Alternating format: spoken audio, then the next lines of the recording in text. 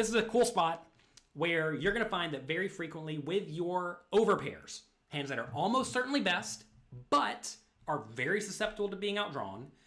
In scenarios like this, these hands very often bet bigger and bigger as there are more and more and more draws available. Hello everyone, I'm Jonathan Little for PokerCoaching.com, and today we have a hand from 200, 400, no limit hold'em. They are playing for dollars, not pennies, not Bitcoin either, so not really big, not really tiny, in the middle.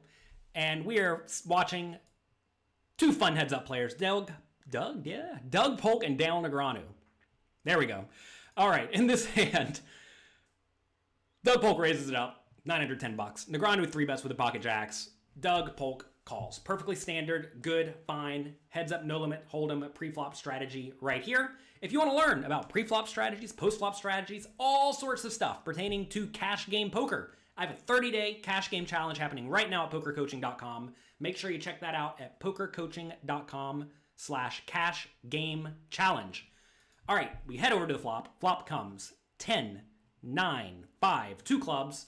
This is a spot where Negreanu is going to want to bet using a relatively big size with his best hands and some draws. This is a situation where when the board is coordinated in a 3-bet pot, you're going to want to be betting kind of infrequently, usually with your best hands and your draws. And let's take a look at what the GTO solver does. As we see here, pocket jacks very often does bet using a larger bet size. Let's take a look at all the other various hands that make sense. So when I say your best hands, that's usually going to be something like probably a good 9 and better. So we see here, turns out ace 9, king 9, often going for the big bet. A lot of the 10s are going for the big bet, right? Overpairs are going for the big bet. Also, I said draws, right? So that's going to be stuff like king, queen jack, obviously, right? These are all very good open-ended straight draws and gut shots. Here we have king 9, sometimes betting. Not king 9, what am I saying? Queen 8 is what we're looking for. Queen 8 is betting pretty frequently. Jack 8's betting pretty frequently. 8-7's betting frequently, 8-6, 7-6. So you see all these draws are going for bets, right? We also do see some 5s going for bets, which is kind of neat. These are essentially being used as semi-bluffs to some extent. If you bet and get called, like you could be ahead. You don't love it, but you could be ahead. And the checking range, what does that look like? It's going to be a lot of ace highs, right? We see a whole load of ace highs opting to check. We see a decent amount of king highs opting to check. And then we see a whole lot of marginal made hands, like the weaker 9s, right? We see the weaker 9s in this vicinity going for checks a lot of the time. We see under pairs going for checks, right? So that makes a pretty good amount of sense, right? You typically want to be betting your best made hands and your draws. You want to be checking your marginal made hands and your absolute garbage. We see these hands here betting. These are all going to be backdoor flush draws and front door flush draws. Although you do see some flush draws are checking, right? Like you see king 3 suited is only betting here, 15% of the time? But obviously, flush draws make up 25% of the range, so 10% of the 25%, so 40% of the flush draws are checking, which is kind of cool to see. So you don't think you have to bet all of your flush draws in these scenarios. You can definitely check. Around to Doug Polk, he has a pair. Don't fold pairs. He calls. Cool spot.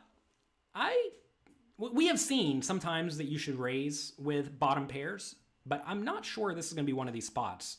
Because as the board is really, really, really coordinated and your opponent uses the big bet size, usually when your opponent bets, they're rather polarized, right? Their best hands or their draws. And typically you don't want to be raising into a range of best hands and draws. And sure enough, right? Doug Polk actually raises here none. Literally none. He calls about 2/3 of his range, folds the other third. Even facing this rather big bet size, he does have to stick around quite often. Let's take a look at what he's sticking around with. We see like 8-6, right? 8-6 backdoor draw sticks around. 7-6 backdoor draw sticks around. 8-7 always sticks around. Obviously, all these overcard type hands stick around. We do see he's essentially folding out like ace highs and worse hands that don't have any additional equity. Like even ace jack and ace queen fold. Ace queen of clubs sticks around for backdoor draw, but ace jack of clubs does not stick around. So kind of neat to see that. I think most people probably play this spot reasonably well, right? And it turns out on this board that contains a 10 and a 9, it just kind of connects with Doug Polk's range, right? You see he has a whole lot of top pairs, whole lot of middle pairs, whole lot of draws. He's not folding a ton. Cool to see 8, 7s, and 6s fold too. Kind of surprised about that. But if you think about it, it makes sense. Either Negreanu, when he bets here, has a good made hand, which you're drawing thin to dead with your pocket eights, or he has a draw that has loads of equity. So facing polarized bets, it's okay to get out of the way somewhat early. Turn is the 2 of spades, and Negreanu now has an interesting decision. What I want you to do is I want you to think about what you would do in Negreanu's spot, pause the video, and then write in the comments below what you would do. I'm going to go back and check and make sure, so make sure you do this. Would you check with the pocket jacks? Would you bet small, like a third pot? Would you bet medium, like 2/3 pot? Or would you bet big, like all in? Go ahead, pause the video. I'll wait for you.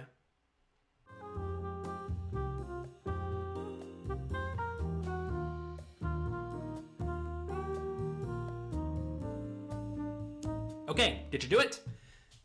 If you didn't do it, shame on you. You need to do the work. If you don't do the work, you're going to improve much more slowly compared to the people who are putting in the work. I mentioned this at the top of the video, but I have a 30-day cash game challenge right now where I give you content every single day for 30 days to study. And after you go through that, you're going to be quizzed to make sure you fully understand what you learn. That is something that essentially no other training sites do. They do not give you good, immediate feedback and force you to get in there, get in the weeds, study hard, and improve your skills. So make sure you check that out at pokercoaching.com/cashgamechallenge. All right, this is a cool spot where you're going to find that very frequently with your overpairs, hands that are almost certainly best, but are very susceptible to being outdrawn. In scenarios like this, these hands very often bet bigger and bigger as there are more and more and more draws available. And Negreanu decides that that means he should go really big. Let's take a look at what the solver recommends. Hey, look at that. Turns out the solver does recommend all in with pocket jacks, something like jack 7 and better. I'm sorry, jack 7's a draw. What am I even saying? 10-7 and better. There we go. So we see 10-7 and better for top pair, all the better top pairs, and queens and jacks. These are very likely the best hand, but they're very vulnerable to being outdrawn. These hands are opting to very frequently go all in. And a lot of people don't do that. There's also a whole lot of draws that Negreanu can jam with on the turn. We see like queen 8 for gut shot plus flush draw, jack 8 for open-ended plus flush draw, jack 7, same thing. Also, we have some pairs, some low pairs with flush draws are opting to go all in as well. So this is another spot where Negreanu, when he does 3-bet before the flop, bet the flop, polarize, and then continue betting turn, he is going to be very, very polarized here to his best hands and his draws. Very neat to see, though, that he actually does not bet with hands like pocket 10s. You should still have some traps here. Notice pocket aces opts to traps sometimes. These hands are vulnerable to being outdrawn, but way less vulnerable than a hand like pocket jacks, right? Notice pocket jacks has to worry about any ace, king, queen, or spade, or club, or random straight card coming, whereas pocket 10s only really has to worry about the random flush draws, and even then, your opponent's not all that likely to have them, right? So this is a spot where pocket 10s is opting to check. Notice 10-9 even is opting to check. Doesn't have 10-5 suited, does he? He does not, but if he did, it's supposed to check as well. So pretty cool to see a strategy where Negreanu is mostly using bigger bet sizes. Notice here, all in or 2/3 pot are the preferred sizes by a mile. And he is betting pretty frequently just because his range is pretty strong on this board. Over to Doug Polk. You can't fold pair plus flush draw, I wouldn't think. He does pop it in there. And we confirm with the solver, 5-4 suited with the flush draw, calls it off every time. Kind of interesting to see, though. Take a look at this. 8-7 with a flush draw. Folds to the all-in. Brutal. Let's go through and think about this really quick. In this scenario, Doug Polk has to put in 30 to win a total of 80. Let's get out the calculator to make sure I don't mess up the math. All right. Can you all see the calculator? There you go. 30 divided by 80 equals 37.5% equity. So he needs 37.5% equity. How many outs would Doug Polk have with 8-7 of clubs here? Presuming all of his jacks are good. So he would have 4 jacks, 4 6s, and then he would have 8 other flush cards, right? Roughly, depending on exactly what Negreanu has. So that's 16 outs. That comes out to about 32-ish% equity. Not quite there, right? He needs 37% equity. Also, sometimes the 8-7 flush draw, the 8-high flush draw, is actually going to be really dominated. So this is a spot where when you overbet here, notice that these pocket jacks actually should get really, really good draws to fold. Now, Doug Polk can't fold the 5-4, even though it may seem to actually have fewer outs than the open-ended straight draw and flush draw, because this flush draw beats all the other flush draws, right? So this is a better made hand. I realize here, against all of Negreanu's made hands, it's in bad shape, but against Negreanu's flush draws, this hand is in very good shape, which is why this 5-4, even though it has fewer outs than the very good combo draw, is a call, whereas the lower flush draws are actually folds a decent chunk of the time. So pretty neat scenario where you get to get a lot of draws to fold by jamming it all in this scenario. Notice hands like Queen Jack, though, that have 2 overcards, they will still call it off, because if a Queen and a Jack comes, a Queen and Jack is good some portion of the time. So you can't really go around folding overcards and open-ended straight draw and flush draw. But facing a big bet, the weaker flush draws, even if they have open-ended straight draw, actually should strongly consider folding. Always make sure you calculate your pot odds and figure out if your hand has roughly that much equity. Just to briefly show you how you do that. Again, you take the amount you have to call, which is 30, divide it by what the total pot will be, which is 80, right? We did the math, it's 37.5. And then you count your outs. In this scenario, let's assume Doug Polk has 16-ish outs, let's just pretend. What you do to figure out how often that 16% or those 16 outs are going to come on the river is you multiply the number 16, the number of outs, by 2. Okay? This will give you roughly your equity against your opponent's hand. Roughly how often your draw will complete. Not necessarily your equity, but how often your draw will complete. Remember I said like 8-7 suited, sometimes you complete your draw and you still lose. But that means you're going to get there roughly 32-ish% of the time. And then you compare how often you're going to get there, 32%, to the percent you actually need to get there, 37.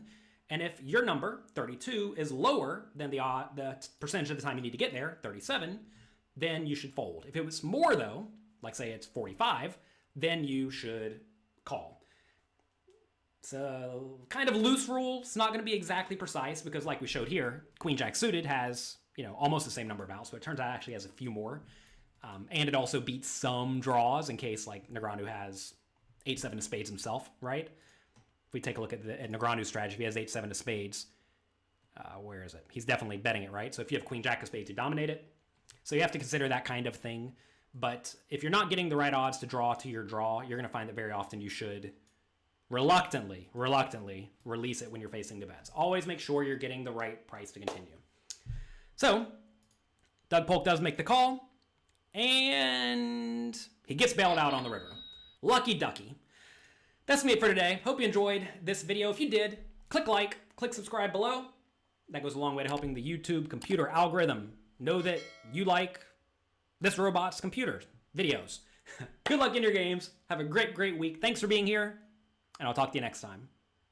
Thanks for taking the time to watch this video. I hope you enjoyed it. If you want more strategy lessons, pre-flop charts, and interactive quizzes, make sure you get your free membership to pokercoaching.com right now at pokercoaching.com/free.